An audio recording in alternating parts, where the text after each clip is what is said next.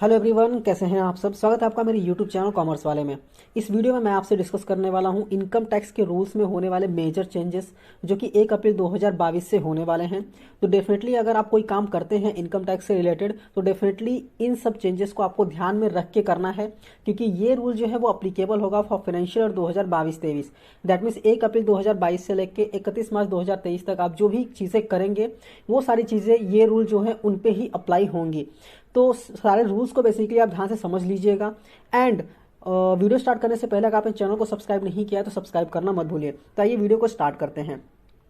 तो पहला चेंजेस ये है कि अगर आप virtual assets that means crypto currencies अगर आप बेचते हैं तो उस पर आपको फ्लैट 30% का जो है वो टैक्स रेट जो है वो लगेगा और आपको 30% टैक्स जो है वो पे करना पड़ेगा। नेक्स्ट, क्रिप्टो करेंसी में एक चीज़ ये है कि आपका जो क्रिप्टो का लॉस होता है ना, वो लॉस आप सेट ऑफ नहीं कर पाएंगे। फॉर एग्जांपल आपको प्रॉफिट हुआ है 10,000 का और आपको 8 यूनिट आपने बेचा है, करेंसी बेचा है, उस पर आपको 6,000 का जो है वो लॉस हुआ है। तो बेसिकली आप 6,000 माइनस नहीं कर सकते इसमें। 10,000 में से 6,000 माइनस करके 4,000 पे नहीं कर सकते। आपको टोटल 10,000 पे ही 30% जो है वो टैक्स पे करना पड़ेगा।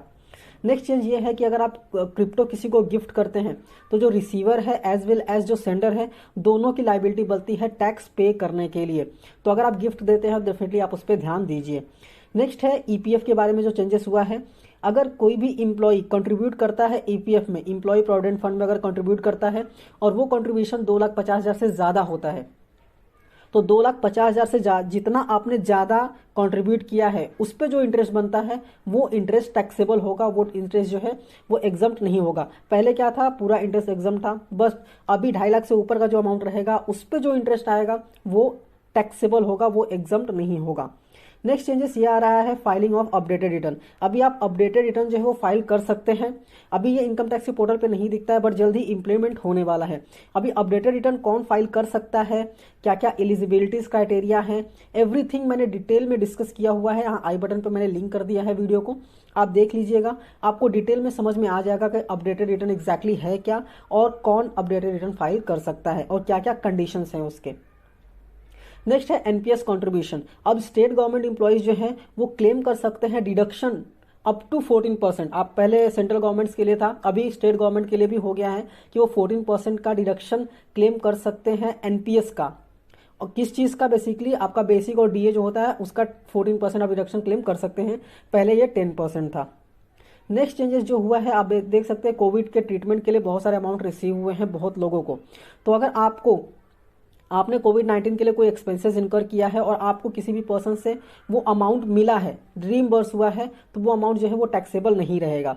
नेक्स्ट पॉइंट ये है कि अगर आपका किसी फैमिली मेंबर का डेथ हो गया है और उसको मतलब डेथ होने के बाद किसी फैमिली मेंबर को पैसे रिसीव हुए हैं लमसम अमाउंट, तो वो amount up to 10 lakh exempt है। 10 लाख के ऊपर जो अमाउंट मिला रहेगा वो अमाउंट जो है वो टैक्सेबल रहेगा।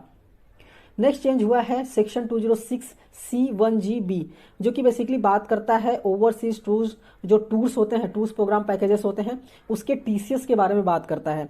तो ये सिंपली बेसिकली ये कहता है कि जो टीसीएस है वो अब सेलर कलेक्ट नहीं करेगा। दैट मीन जो सर्विस प्रोवाइडर है वो कलेक्ट नहीं करेगा, किससे, नॉन रेसिडेंट पर्सन से। अगर आप नॉन रेसिडेंट पर्सन हैं तो और आप ये पैकेज लेते हैं, basically overseas tours programme package अगर आप लेते हैं तो उस पर टीसीएस कलेक्ट नहीं करेगा सर्विस प्रोवाइडर। इसके लिए एक बेसिकली नोटिफिकेशन, हम सर्कुलर कह सकते हैं, सर्कुलर आया था जिसको मैंने मेरे टेलीग्राम चैनल पे शेयर कर दिया था। आपने अगर नहीं देखा है तो आप जाके देख सकते हैं उस सर्कुलर को, और टेलीग्राम चैनल का लिंक आपको वीडियो के डिस्क्रिप्शन में मिल जाएगा, आप वहां से जाके देख सकते हैं। नेक्स्ट चेंज जो हुआ है वो पैन आधार लिंकिंग। पैन आधार लिंकिंग का आपको पता होगा तो 31 मार्च लास्ट डेट था।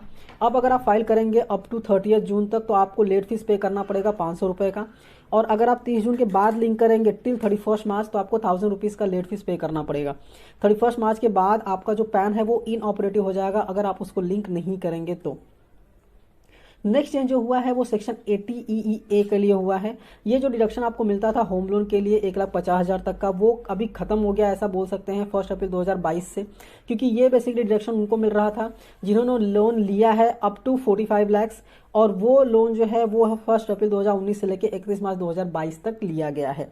तो आई होप ये सारे चेंजेस आपको समझ में आ गए होंगे कि क्या क्या चेंजेस है। फिर भी आपको कोई भी डाउट रहेगा तो आप डेफिनेटली हमसे पूछ सकते हैं कमेंट सेक्शन में। वीडियो अच्छी लगी है तो लाइक कीजिए, अपने दोस्तों के साथ भी शेयर कीजिए, और अगर आप चैनल पर नए हैं चैनल को सब्सक्राइब करना मत भूलिए। थैंक